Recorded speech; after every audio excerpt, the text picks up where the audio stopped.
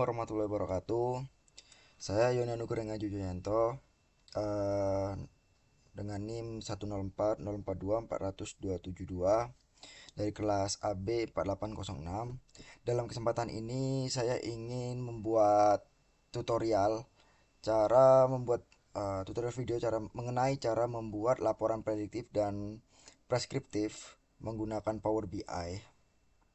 Dan tanpa berlama-lama lagi, kita langsung aja ke tempat kita mencari data terlebih dahulu.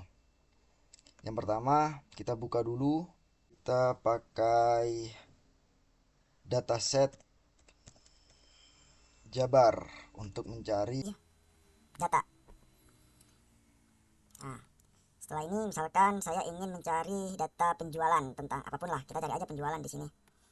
Setelah itu cari di sini saya menemukan ini jumlah penjualan hasil hutan kayu berdasarkan jenis kayu di Jawa Barat. Kita langsung ambil aja datanya. Jadi kita unduh Excel.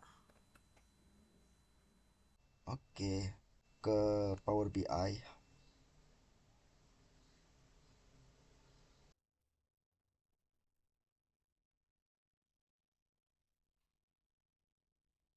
Kita masukkan aja Excel workbook. Yang tadi udah masuk tuh ini penjualan kayu. Kita langsung masukkan saja datanya.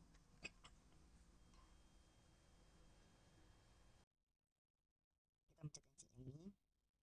Saya langsung load aja. Ini udah muncul datanya. Langsung aja kita masukkan.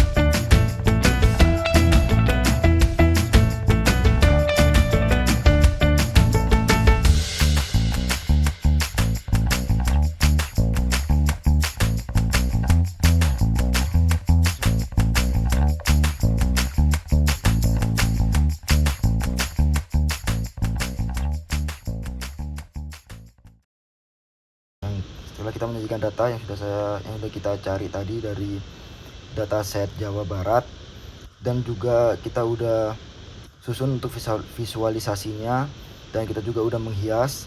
Sekarang kita akan menganalisis tentang data penjualan kayu Jawa Barat ya. Pada gambar umum di sini dataset berisi data penjualan berbagai jenis kayu selama periode 2018 sampai 2022. Variabel utama yang dianalisis meliputi jenis kayu, jumlah kayu per tahun, ya. Setelah itu harga per gelondong, per ikat, sama total nilai penjualan per tahun. Jenis kayu yang kita analisis itu ada kayu ini Acaciamanium, Damar, Jati, kayu bakar jati, kayu bakar rimba, mahoni, pinus, rasamala, dan rimba. Ya, dari total tren penjualan di tahun 2018 ya, itu 85 miliar. Untuk yang 2019 itu 47 miliar, 2020 40 miliar, 2021 0 dan 2022 itu 76 miliar. terjadi penurunan tajam dari 2018 ke 2020. Tahun 2021 menunjukkan angka 0, kemungkinan karena tidak saat itu terjadi COVID ya.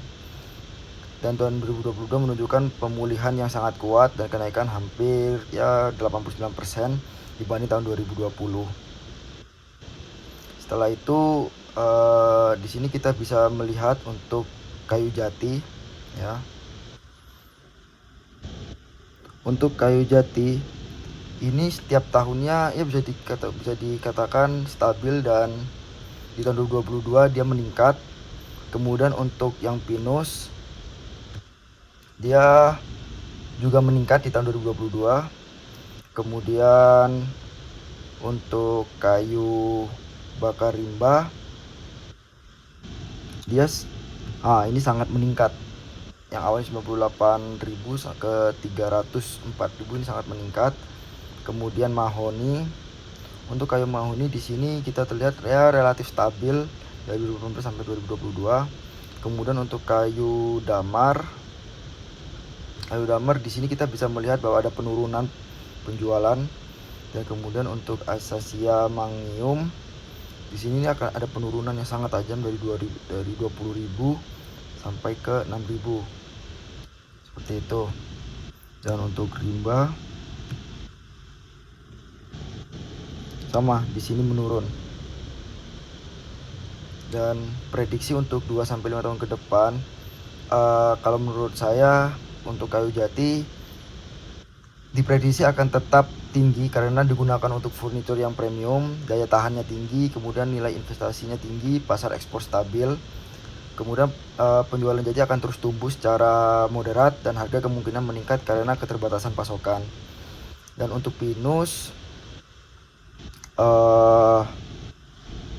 memiliki peluang besar karena banyak digunakan untuk konstruksi dan industri manufaktur. Dan kita di sini lihat dia relatif naik ya. Harga lebih terjangkau dibanding jati, cocok untuk kebutuhan mass production. Jadi kalau di sini saya bisa memprediksi permintaan industri akan terus meningkat. Pinus dapat menjadi alternatif utama kayu ekonomis. Dan kemudian untuk kayu bakar